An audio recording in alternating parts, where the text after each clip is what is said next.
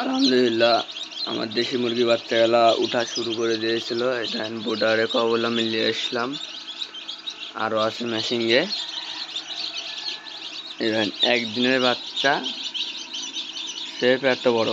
এই মুরগিটা 1 কেজি যখন হয় তখন কম কষ্ট করা লাগে না একটা খামারির। এটা হচ্ছে আমার বোর্ডার ঘর।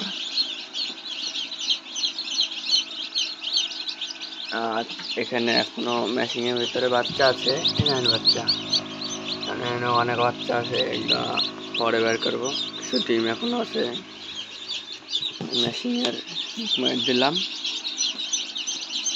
দেখছেন কত কিচিরমিচির করছে।